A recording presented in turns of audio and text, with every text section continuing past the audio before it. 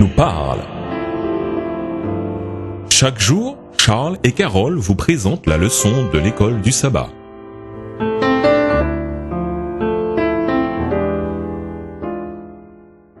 Bonjour chers auditeurs. Bonjour à tous. Aujourd'hui, mardi 26 novembre 2013, le temps du jugement. Lisons Daniel 7, les versets 7 à 10, les versets 21, 22, 25 et 26. Quand le jugement de Daniel 7 aura-t-il lieu? Daniel 7, les versets 7 à 10. Après cela, je regardais pendant mes visions nocturnes, et voici, il y avait un quatrième animal, terrible, épouvantable et extraordinairement fort. Il avait de grandes dents de fer, il mangeait, brisait, et il foulait aux pieds ce qui restait. Il était différent de tous les animaux précédents, et il avait 10 cornes.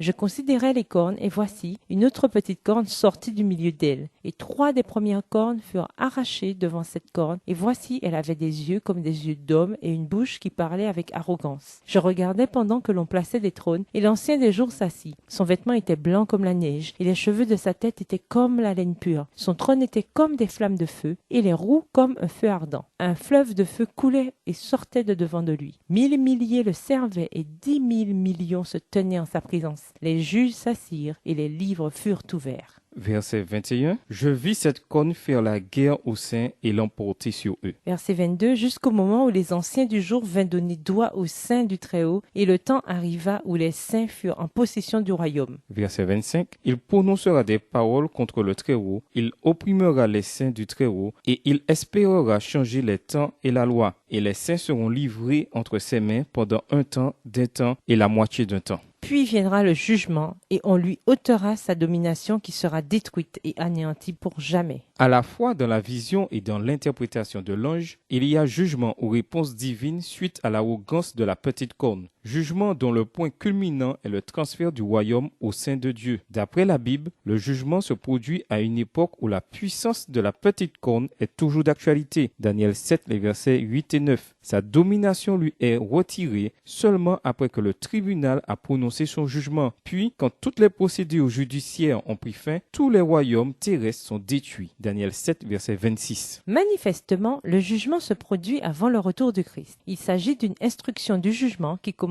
après un temps, des temps et la moitié d'un temps. Daniel 7, le verset 25. Comment pourrait-il y avoir une récompense ou un châtiment final si aucun jugement ne le précède? En effet, les saints seront récompensés au moment du retour du Christ, ce qui suppose qu'ils ont déjà été jugés. De même, les méchants, y compris les puissances démoniaques, seront jugés pendant le millénium avant que Dieu exécute son jugement final. Voir Apocalypse 20. Pourquoi Dieu a-t-il besoin de jugement? Le Seigneur ne connaît-il pas ceux qui lui appartiennent? 2 Timothée 2, le verset 19. 2 Timothée 2, verset 19. Néanmoins, le solide fondement de Dieu reste debout avec ses paroles qui lui servent de sceau. Le Seigneur connaît ceux qui lui appartiennent et quiconque prononce le nom du Seigneur, qu'il s'éloigne de l'iniquité. De toute évidence, notre Dieu omniscient est pleinement conscient des caractéristiques de son peuple. Il n'a nul besoin de jugement pour décider qui sera sauvé. L'instruction du jugement a, en fait, pour rôle de montrer que le juge fait justice en sauvant son peuple. Les êtres célestes ont besoin de s'assurer que Dieu peut sans risque sauver les saints. En cherchant à comprendre le sens du jugement, ne perdons pas de vue que le scénario du grand conflit cosmique est bien réel, ce que suggèrent ces textes. En effet, nous voyons l'armée des anges assister au jugement. D'autres êtres s'intéressent au résultat final du plan du salut. Le Seigneur connaît ceux qui lui appartiennent. Comment être certain que nous lui appartenons? Quelle est l'unique façon de vous en assurer? Romains 8, verset 1. Et nous vous laissons avec cette question de réflexion. Comment la connaissance du jugement investigatif affecte-t-elle notre vie de chaque jour? Au revoir, chers auditeurs, et à demain si Dieu veut. Au revoir.